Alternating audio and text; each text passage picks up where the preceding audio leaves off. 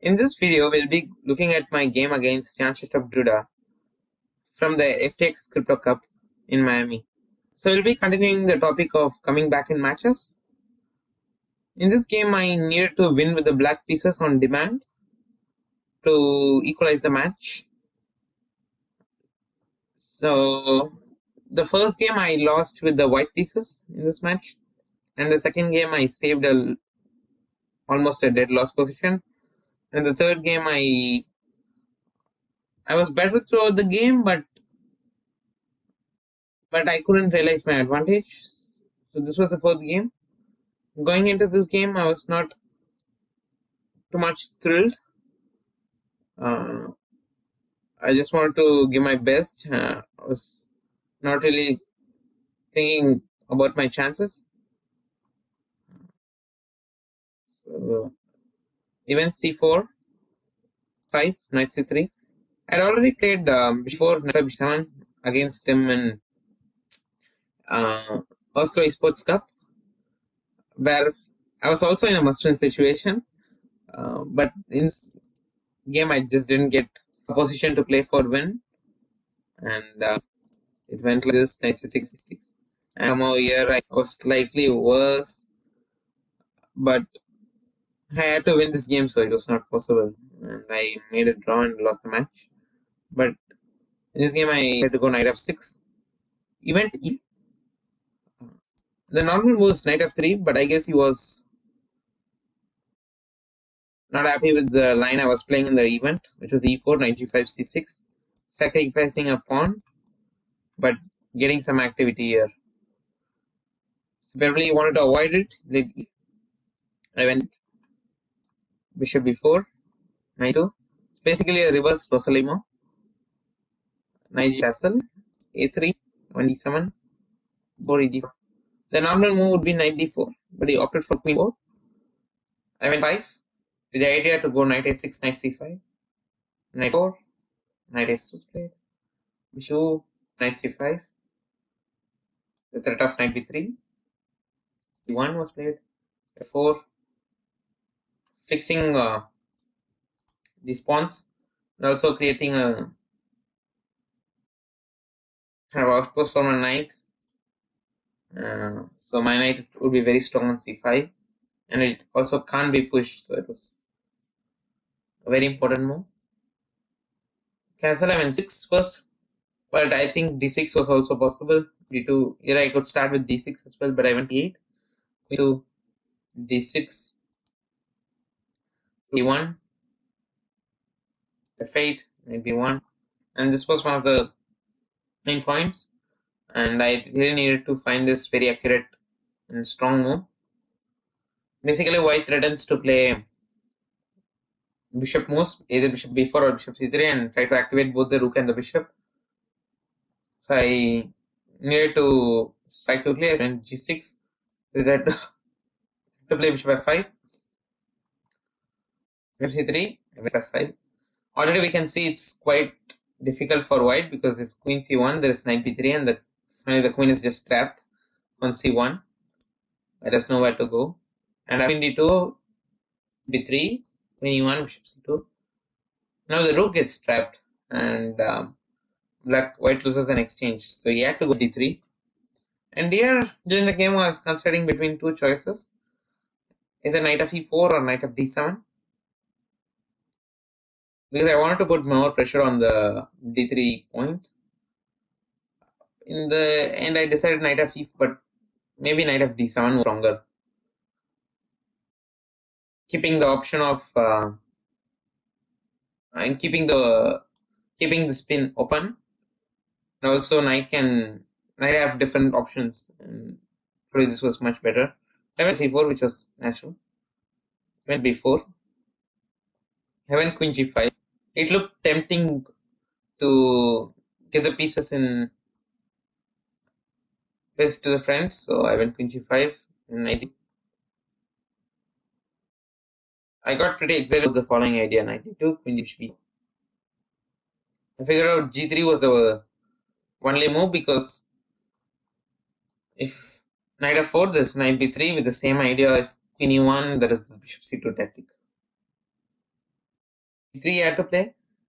And I went knight b3. I felt this knight on c5 was a trump for black, so I didn't want to exchange. I went knight b3.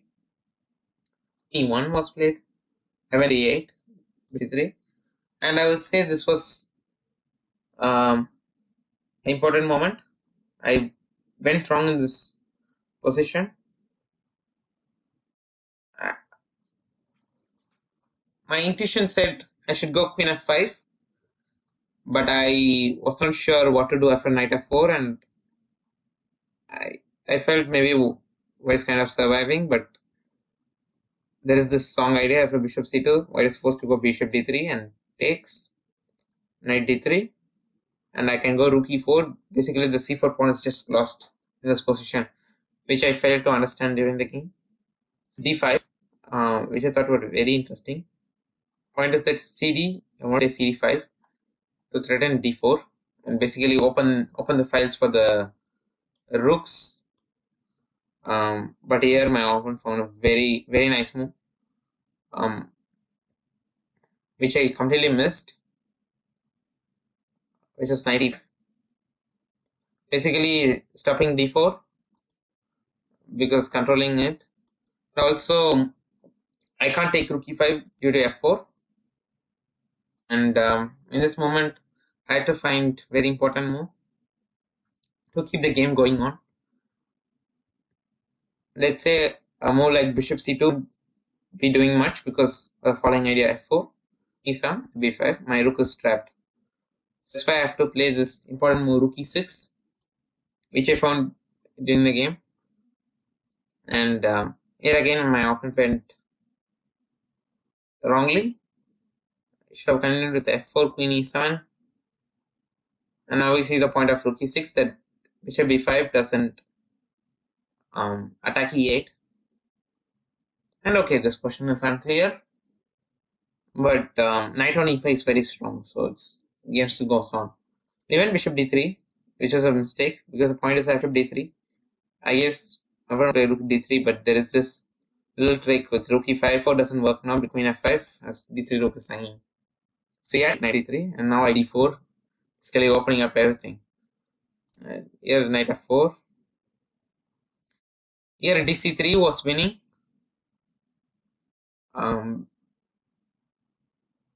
Basically, but I failed to understand it during the game that this knight double piece for rook was very strong. So I played rook f e8, keeping the time. Even bishop b4, I took e3, rook back with the queen, f8, bishop b4, queen takes was played. And here, according to the computer, rook e3 just after a4, knight d2 e1. Here I missed this key idea, which is very strong, which is rook 4.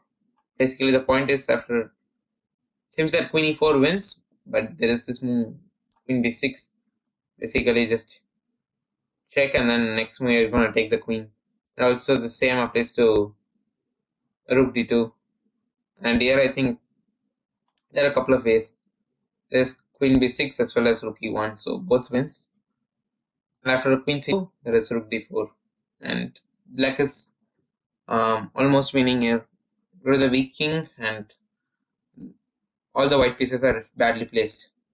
But I went e2, which felt natural because now if rook d1, there is knight f3 check. He went wrong rook c1, but he ended with rook f2, knight 4, rook f1, and now b7 and f4 are hanging, so queen d1 and then queen d4. Black is still much better, but the game goes on. Rook c1, rook e3. White is just and king is just too weak. Event h1, event 3, event g2. Basically everything will arrive. Event would be 3, c4, d2, d2, e3, c3.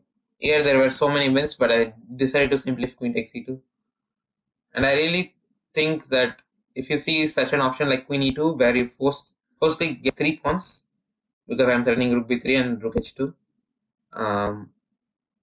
I usually try to go like to these positions where I know it's completely winning, rather than playing a position where it's winning, but you have to calculate a lot.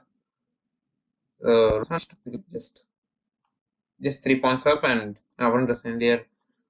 I was very happy to come back in this match, and with that excitement, I played the next game. I was completely winning, and then I blended a mate in one, um, which was very sad. And in the second this game, I also had a good position, but I didn't play well, and I didn't recover fully before the second game. But overall, I was happy with this win. That I managed to come back in a must-win game against such a strong player. It gives me confidence that I can come back in matches in general. I think that the main important thing in playing such a game is that you just have to keep playing, and chances will come, and you just have to take them. You just have to be alert. Just play normally what you do. Just try to avoid forced lines and just playing, and that what worked out for me in this game. So yeah, that's it for this video. Thanks for watching. See you in the next video.